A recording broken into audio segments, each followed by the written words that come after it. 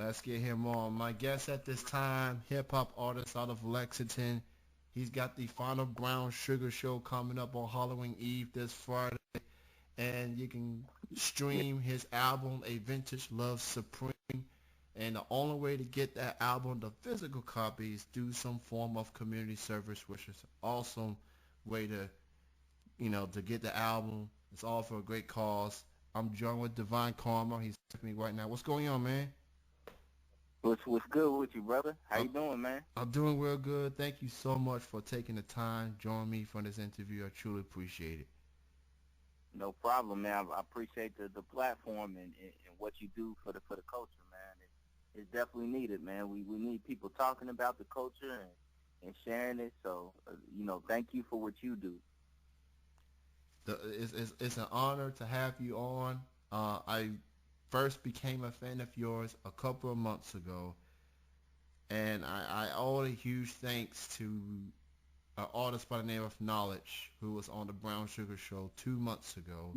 He was promoting the Hmm. show and how excited he was about it, and and I went to the show and I saw you perform for the first time. I'm like, man, this dude he got bars, man. Like Appreciate. yeah, like just lyricism and just the man at the stage and everything. Like man, like I'm no, you can call me a late bloomer as far as being a Divine Karma fan, but that's the beauty of going to local shows to see who's out there. Uh, but let's quickly talk about this Brown Sugar Show. You started it 8 years ago, giving local hip hop artists a platform, and Right. this coming Friday, this is it. This is the final Brown Sugar Show ever. What's your mindset is that as you get ready for this final show? Well, I want it to be business as usual, just in the aspect of I want to continue to provide a platform for artists to sharpen their skills while at the same time teaching our city to embrace local artists. Um, so obviously keeping that going, but two, I want to celebrate, man. I mean, it's the longest running hip hop showcase in Kentucky. So, you know, sometimes you got to lift your head up and smell the flowers while you still can. So I definitely want it to be a celebratory occasion. So that's why we brought back cats like Syfe and Blue Collar and Scoop and Gene S, because these are guys that have been performing on the Brown Sugar Bills for half a decade now. I think for the first time in 10 years, we got JK47 and EF Cutting on the same stage DJing. So we want to continue the essence for what Brown Sugar was built off of, but at the same time, we want to celebrate the 8th year anniversary, but also with it being the last show. So I'm excited, man. I'm very excited. When I first heard you announcing that this was going to be the last show, I'm gonna be honest with you, man. I was very sad because I just started going to the show, and I like the variety of artists that you bring, and I wanted to see more. But I guess after 8 long years, um, I guess it took its course, and it's time to focus on some Yeah, other adventures. yeah. I mean, I think part of it, I do have another monthly event that I'm going to start. It's still generated around, or geared around hip hop. It's just something a little different. But I think for me, man, I think I have more left in the tank. I mean, I really wanted to get to the 10-year mark, but I think that it's just the city is changing. The hip hop culture is changing. You know, you got so many. I don't think that the vision that I had for Brown Sugar is no longer serving the purpose that it once did. Artists don't really feel the need for Brown Sugar like they once did before. I started this thing to not only bring. I mean, you mentioned it. You're somebody that's new to the Brown Sugar game, but you said it. You talked about the diversity in the artists. I do that on purpose. I purposely try to get artists from different factions of the hip hop community, bring them together, So it actually increases the community because now artists are fans of the Stoop, of Nemo, who otherwise who Alan Poe is. They're gonna come out to the show and be like, oh well, who's this Alan Poe cat? Now they're fans of his.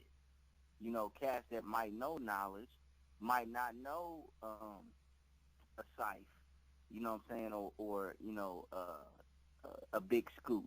So because I brought them all together under this one roof, they're forced to listen to other artists and they become fans of theirs.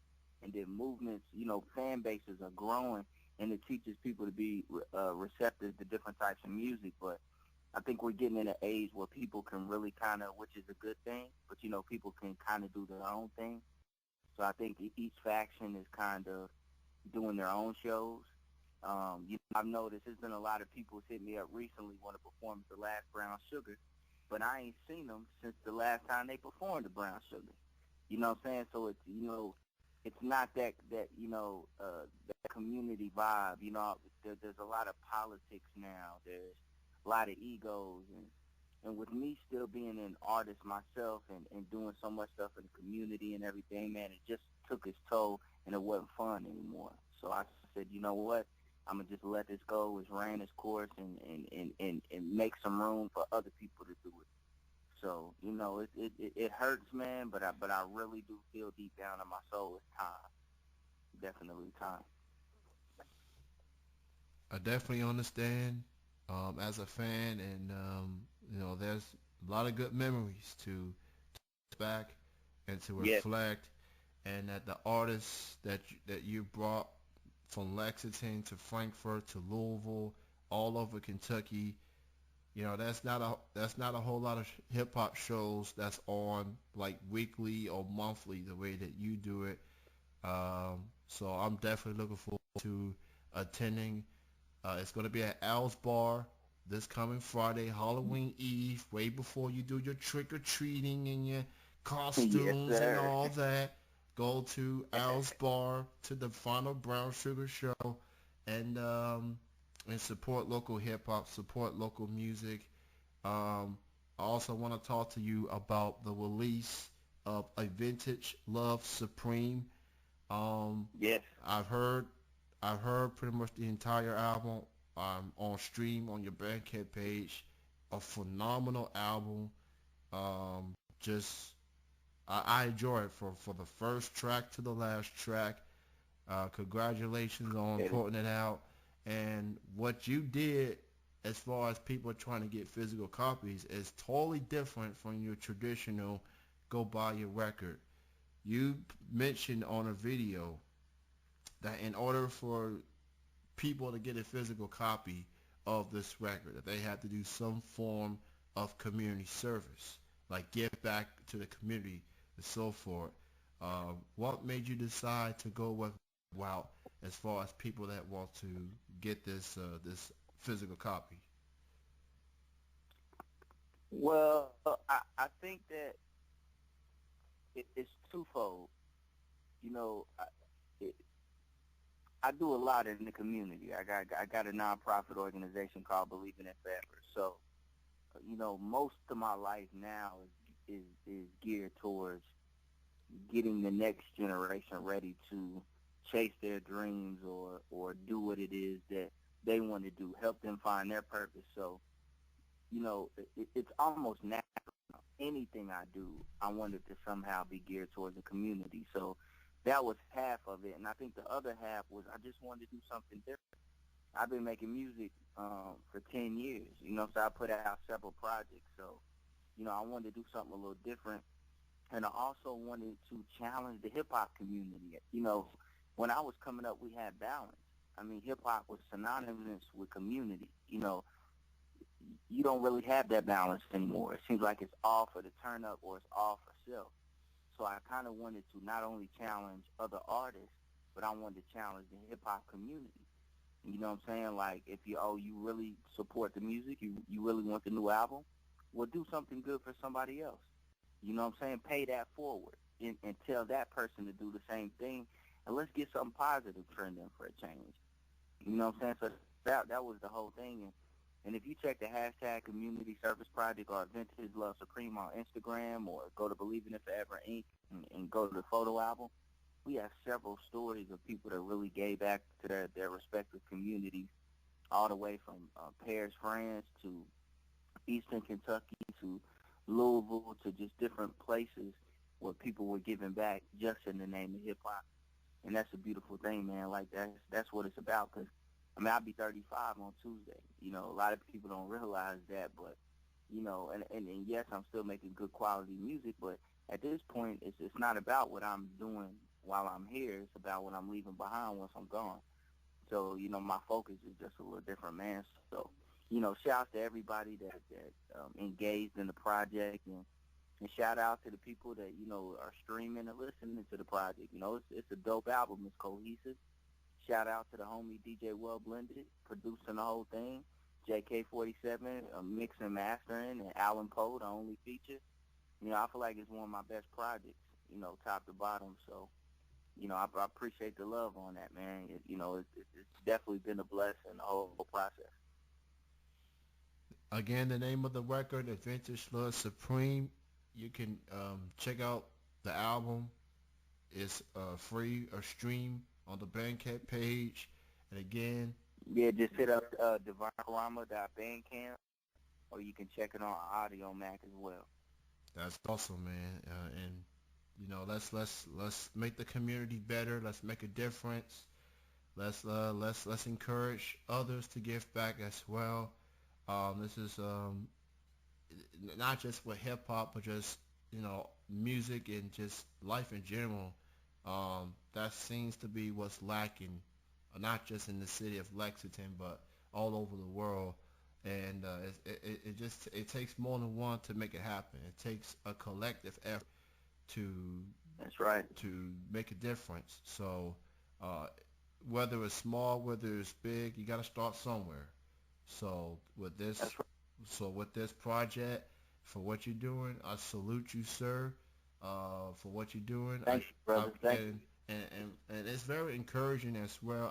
I check out your Facebook page all the time, and it seems like every other day you'll be going to schools, doing a lecture or just making appearance, speak to kids about, the community and stuff, and that's very rewarding. That's very satisfactory, if you ask me.